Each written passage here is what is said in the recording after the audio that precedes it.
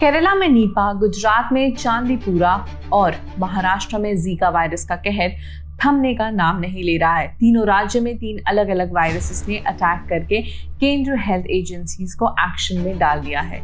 ये 3 वायरसेस क्या है, ये कितने टाइम तक ज्यादा खतरनाक रह सकते हैं और क्या वापस लॉकडाउन वाली सिचुएशन आ सकती है, चलिए जानते हैं इस वीडियो में।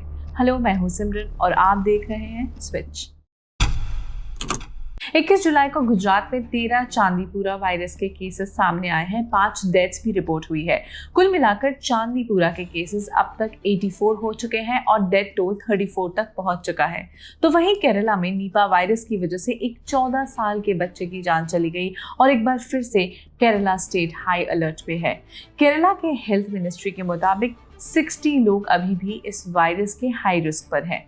तो सबसे पहले जानते हैं कि चांदीपुरा, नीपा वायरस और जीका वायरस आखिर है क्या, इनका रिस्क कितना बड़ा है और इनका ट्रीटमेंट कैसे हो सकता है। सबसे पहले शुरुआत करते हैं चांदीपुरा वायरस से। चांदीपुरा वायरस, जिसे CHPV भी कहा जाता है, रैप्डोविरिडी फैमिली से बिलोंग करता है। इस वायरस का पहला केस 1965 में महाराष्ट्र के चांदीपुरा गांव से सामने आया था।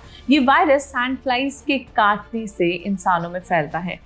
ये फ्लाइज बेसिकली छोटे खून चूसने वाले इंसेक्ट्स होते हैं जो ट्रॉपिकल और सब ट्रॉपिकल रीजन्स में पाए जाते हैं।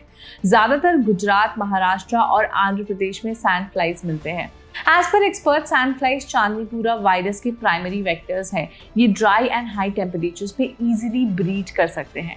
चांदीपुरा वायरस के सिम्टम्स है fever, flu, muscle pain and acute encephalitis which is inflammation of the brain. जैसे जैसे इन्फेक्शन फैलता है, बेहोशी, सीजर्स, कोमा और वर्स्ट केस सिनेरियो में डेथ हो जाती है। ये वायरस बॉडी के न्यूरोलॉजिकल सिस्टम को खराब कर देता है, जिस वजह से इसकी डायग्नोसिस पहले करना बहुत जरूरी है जैसे ही सिम्टम्स आने शुरू हो जाए। चांदीपुरा वायरस 15 साल से कम की उम्र वाले बच्चों को ज्यादा इफेक्ट करता है। चांदीपुरा वायरस की पकड़ क्लिनिकल टेस्ट के द्वारा ही की जा सकती है। इन टेस्ट में सेरोलॉजिकल टेस्ट, वायरस आइसोलेशन और molecular techniques such as RT-PCR test भी शामिल हैं। आपको बता दें, इस वायरस से बचने के लिए अभी तक कोई वैक्सीन नहीं बनाया गया है, लेकिन सिम्टम्स को देखते हुए इस बीमारी का इलाज किया जा सकता है। बुखार और बदन दर्द को कम करने के लिए दवाइयों का इस्तेमाल किया जाता है। इस वायरस का खतरा सबसे ज्यादा बुजुर्गों और बच्चों में है। कोरोना वायरस की तरह चांदीपुरा वायरस नया नहीं है, लेकिन इसकी मोर्टेलिटी रेट काफी ज्यादा हाई है और इस वायरस का रेकरेंस काफी अलार्मिंग है। चांदीपुरा वायरस का पहला भी आउटब्रेक हुआ है और तब डेथ रिस्क काफी हाई रहे हैं। 2003 में 189 out of 329 infected children died in Andhra Pradesh and Maharashtra and sporadic outbreaks भी हुए हैं 2009 और 2011 में, तब भी काफी सारे डेथ्स हुए थे। तो वही नीपा वायरस ने एक बार फिर से केरला में टेंशन बढ़ा दी है। केरला में 14 साल के एक लड़के की डेथ हो गई। उसे एन्सेफेलाइटिस सिंड्रोम था और कोयिकोडे के एक हॉस्पिटल में उसे ट्रांसफर किया गया था। पुणे में नेशनल इंस्टीट्यूट ऑफ वायरोलॉजी के पास इस बच्चे के ब्लड सैंपल्स भेजे गए और नीपा वायरस इन्फेक्शन की कंफर्मेशन रिपोर्ट सामने आई। इसके बाद स्टेट के हेल्थ डिपार्टमेंट ने पब्लिक हेल्थ एडवाइजरी जारी कर दी।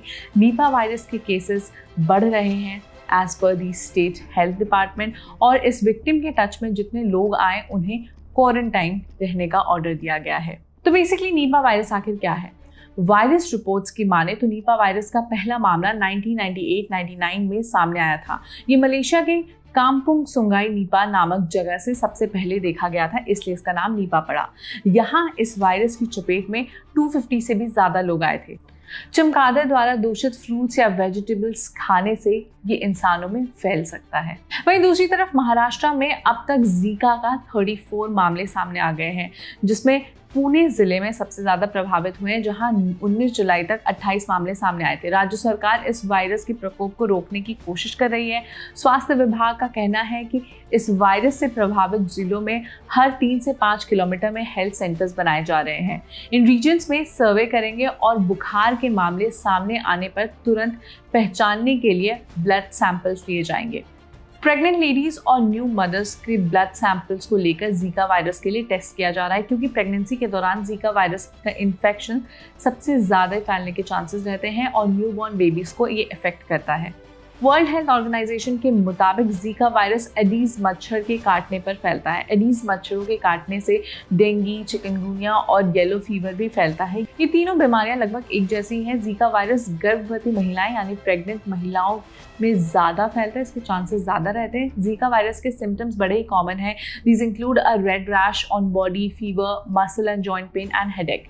इस वक्त इन 3 स्टेट्स में इन 3 वायरसेस का खतरा मंडरा रहा है। ऐसे में हमें सारे ही पब्लिक हेल्थ मेजर्स फॉलो करने चाहिए और इस वक्त उसकी ज़रूरत भी है। लेकिन क्या आपको लगता है कि ये किसी दूसरे पैंडेमिक की तरफ इशारा कर रहा है? आपके क्या विचार हैं? हमें कमेंट्स में बताएं और देखते रहें स्विच।